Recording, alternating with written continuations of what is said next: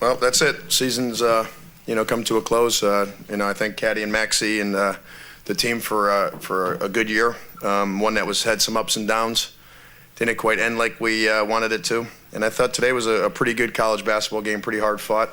A few times I thought we had an opportunity to pull away and took some tough shots and didn't make some plays. And then when we cut it to one, when we were playing well, making some shots and plays, the kid Lewis made a huge three in the corner there. 22% from three once again has been one of our Achilles heels. At least we hit the boards pretty good, and I thought forced some tempo. That's a tough way for us to go out with a team that I thought had a chance to advance here and could make some noise. All right, questions for the players, please.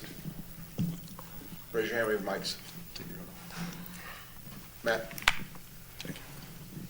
Caddy, for you guys, as well as you started the game, what changed and that allowed them to sort of get back in and take over? Probably started taking a lot more shots, being a lot more aggressive on the offensive end, and they just started taking a lot more shots as a team and just going to the rim and just getting foul calls. Caddy, you guys, very physical game tonight. A lot of banging in there, a lot of hard hits. I mean, was that the kind of game you guys feel that you guys had to play tonight to kind of show a little oomph and push some guys around and try to get in like that? Yeah, I mean, all 3 times we played them, they've been like that, a physical game. So we already knew it was going to be a physical game coming into it. We just thought we was going to pull this one through. Other questions for the players? All right, guys, good to go. Thank you. All right, questions for Coach Kellogg? Anyone? Back here. I think I'm good too. They're just shy. Yeah. Derek, what would they do specifically on Caddy after kind of that hot start? He sat and then came back in, and then I don't think he had a point for about 10, 15 minutes of game time. Well, I mean, obviously, like most teams this season, it's been just crowd them. And the weak side guard, just kind of sits in the paint. But I also thought Caddy got tired a little bit there at the in that stretch run because we got him the ball 2 or 3 times right underneath the basket, and they were able to kind of take it out of his hands. So it was a combination of both things. He probably played a little too much there in that first half, and I thought they did a better job of getting back on defense and kind of slowed him down some. Coach, CJ, played some big minutes at point guard, showed some things. Were you happy with the way he handled himself and the composure he had in this game? Yeah, I thought CJ showed some great things, especially in the first half there where he exclusively played the point for us and, was getting in the paint, making plays. Has good size at his position, can get to a spot on the floor. Some of it was just maturity and me trying to play some of those other guys in the second half, and maybe he could have played a little bit more there. But he showed some good fight and good toughness and some of the things that I was looking for. Derek, there were a number of plays down the stretch. You guys got some putbacks. It seemed like the tempo was starting to pick back up. Did it feel like it was starting to turn to go back in the kind of the pace that was more favorable to you? I thought we were going to win, honestly. And then the play that was kind of a gut-wrenching punch in the face, stomach, whatever you want to call it, was the 3 in the corner with the shot clock winding down. Some years those go your way. We've had that happen for us many, many times this year and even in the past. And sometimes when you're on, when you're not playing, winning as many games as you would like, those seem to go the opposite way. And so that was really a killer. And then them not missing many free throws down the stretch was tough too. Matt first. Derek, after the GW game, you talked and some of your guys talked about whether or not your guys wanted it. You felt like the way guys went after rebounds, guys went after balls, that they came playing like they did want it today? Yeah, I thought we won the hustle points or the toughness points for the most part. We out-rebounded them. We really killed them on the boards for a while. We came up with some loose balls, and both teams were kind of going head up. But I thought the plays that are important to me as a coach we came up with. Now, the missed shots and some of those things.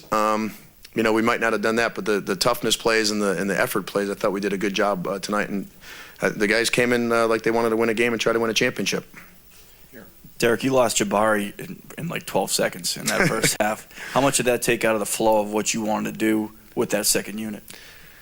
Well, he ended up playing 13 minutes in the second half. So normally he would play 13 in that first half, and he gives us one more scoring option, some speed and ball pressure that helps us some, and kind of mixed up our rotation some. But I thought it gave CJ a chance to play, and he did fairly well. So, maybe they would have played together. I'm not sure.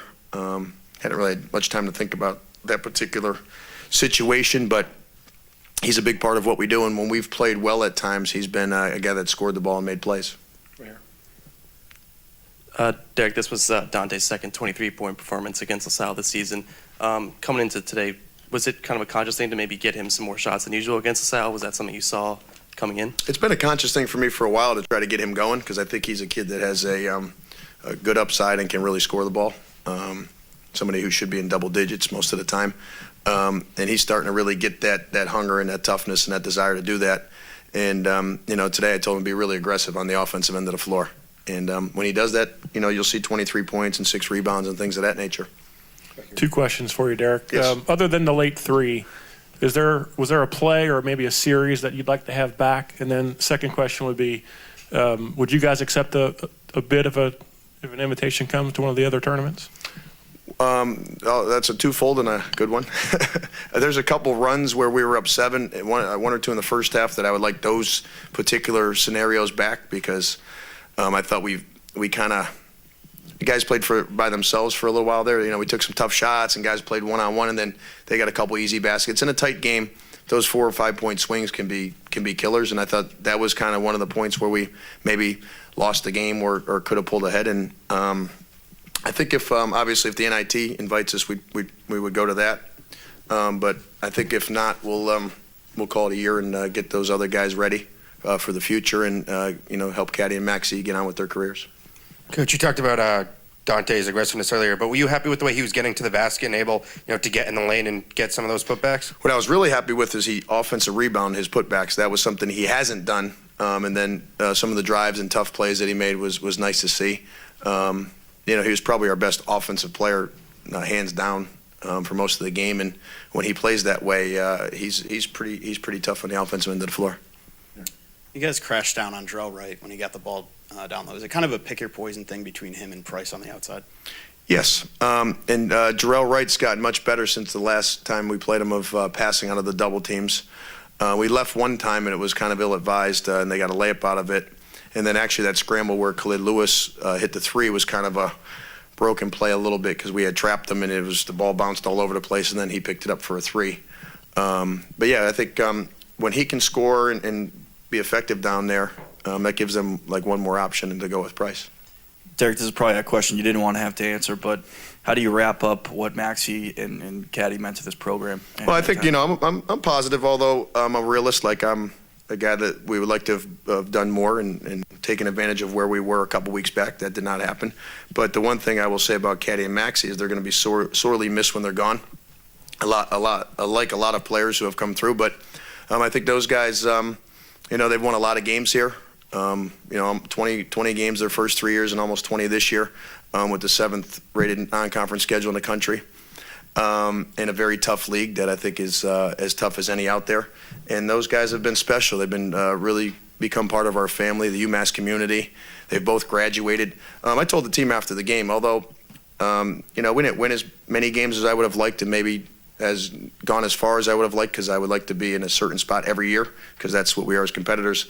Those guys and the guys on our team are good kids. I mean, they've graduated. They're on. The other guys are all in line to graduate. They take care of business in the community, in the classroom, and I said now we just have to win a little bit more, and I'll like you guys. But they're good kids, and Caddy and Maxie are both great kids that have been great to be around. So I'm happy for those guys that they've graduated, and now they can go train for their next part of their careers, which I think they both will be able to play somewhere professionally.